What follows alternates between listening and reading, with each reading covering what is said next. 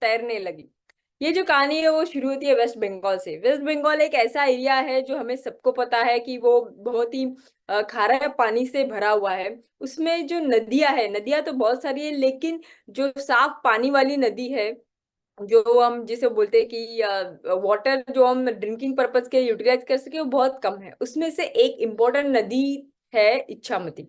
अभी इच्छामती जो नदी है वो 100% प्योर वाटर पूरे वेस्ट बंगाल में उस एक तरीके से सप्लाई करती है। इसीलिए वो इकोनॉमिकली उतनी ही इम्पोर्टेंट थी। और धीरे धीरे जैसे वहां पे इंडस्ट्रियलाइजेशन बढ़ने लगा, लोग रहने लगे, तो वो गांव का कचरा, जानवरों का कचरा, इंडस्ट्रियल वेस्ट ये नदी में जाने लगा। ये जाने के वजह से उसका जो ऑर्गेनिक कंटेंट है वो बढ़ने लगा, जिसके वजह से वहां पे वाटर हाइसिंथ यानी जलकुंभी जिसको बोलते हैं वो बढ़ने लगी। वो बढ़ने की वजह से वहां पे जो मछलियां है वो मछलियां कम पैदा होने लगी। प्रजातियां भी उसकी जो है वो बहुत धुंधली सी होने लगी जो पहले वहां पे आती थी।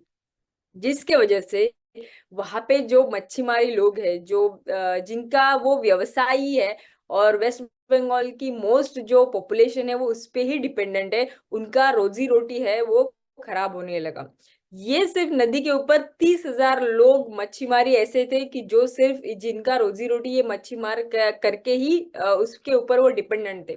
लेकिन ये नदी के पोल्यूशन के वजह से वो 30,000 लोग जो है उनको उनके पास कोई रोजगार नहीं था। धीरे धीरे वो अपना गांव छोड़ के जाने लगे।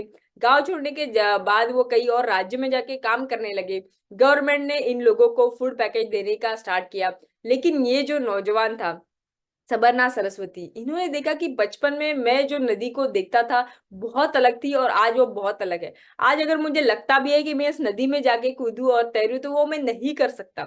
इसलिए उन्होंने ठान लिया कि मैं इस नदी को वैसे ही लाके रखूंगा जैसे वो मेरे बचपन में थी। जब ये जानने के लिए उन्होंने पहले अपना जो एरिया था, जो गांव था, उसका सभी जलकुंभी है उसको उन्होंने साफ किया, सब कचरा हटाया। उसके बाद में उनको लगा कि ये सिर्फ यहाँ पे नहीं, मुझे पूरा नदी को देखना पड़ेगा। 100 किलोमीटर जो नदी का पूरा एरिया है वो एरिया पे वो खुद चल के गए, जिसके किनारे 55 गांव जो है वो 55 गांव थे, जिसमें 1,000 से भी लोग, ज्यादा लोग उनके साथ जुड़े। 8,000 लोग आज उनके साथ में है, जिन्होंने इस नदी को उनके साथ मिलके साफ किया। साफ करने के बाद में जो पहले उन्होंने देखा कि जलकुंभी, इसका सस्टेनेबल सॉल्यूशन उनको ढूंढना था। ये जलकुंभी के लेके उन्होंने ऑर्गेनिक खाद बनाया। वो ऑर्गेनिक खाद का उन्होंने फार्मर्स को दिया और वहां पे उन्होंने ऑर्गेनिक फार्मिंग स्टार्ट किया। इस तरीके से 11 साल के बाद में पहली बार इस नदी में ऐसा हुआ कि कोई बोट चलने लगी।